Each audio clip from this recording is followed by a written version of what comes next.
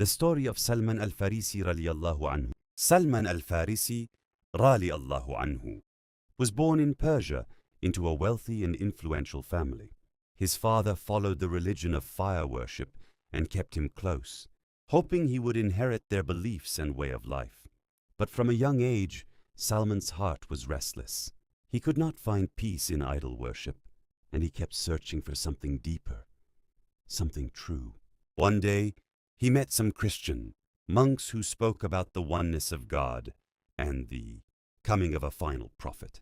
Their words struck his heart deeply. He felt he had finally found a direction for his soul. Without hesitation, he left his home, his comfort, and everything he knew, and began a long journey in search of truth.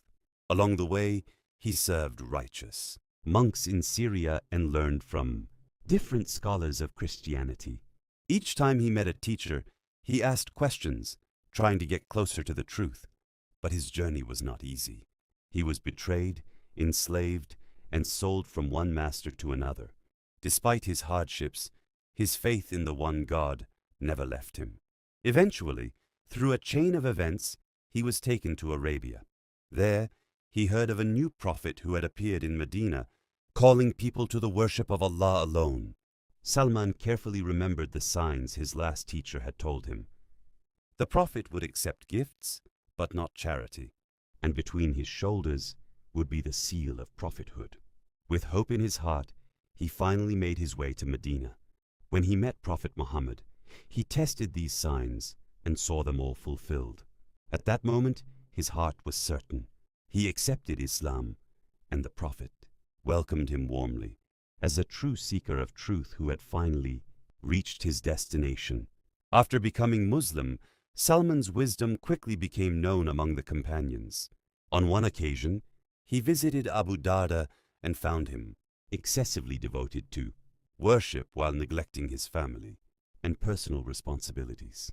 Salman gently advised him, saying that the body, the family, and the Lord all have rights that must be fulfilled. When this was later mentioned to the Prophet, he said, "Salman is correct, showing that Islam is a balanced way of life, not one of extremes."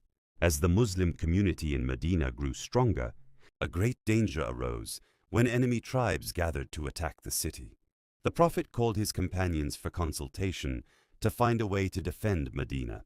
The land around the city was open and exposed, making it vulnerable. It was then that Salman spoke. Drawing from his experience in Persia, he suggested something the Arabs had never used before, digging a deep trench around the exposed areas of the city to prevent the enemy from entering. The Prophet immediately accepted his suggestion. The Muslims began working together, digging the trench with their own hands. Salman worked alongside them, and even the Prophet took part in the digging. During the work, they came across a huge rock that could not be broken. Salman informed the Prophet, who came, took a pickaxe, and struck it while saying Bismillah. With each strike, the rock broke further, and it is reported that light shone from it, giving the Muslims hope of future victories. When the enemy army arrived, they were shocked to find a massive trench blocking their path. They had never seen such a defense. Unable to cross, they surrounded Medina but could not attack. They remained for weeks until Allah sent a strong windstorm that destroyed their camps and forced them to retreat in defeat without entering the city. After these events, Salman Al-Farisi, Rali Allahu Anhu, became known not only as a warrior and advisor, but also as a scholar of the Quran and a man of deep wisdom. Later in life, he was appointed as governor of Mada'in in Iraq, yet he never lived like a ruler. He continued to live simply, earning his livelihood through manual work like weaving baskets, and giving much of what he earned in charity. He reminded people constantly not to become attached to the world and to prepare for the hereafter.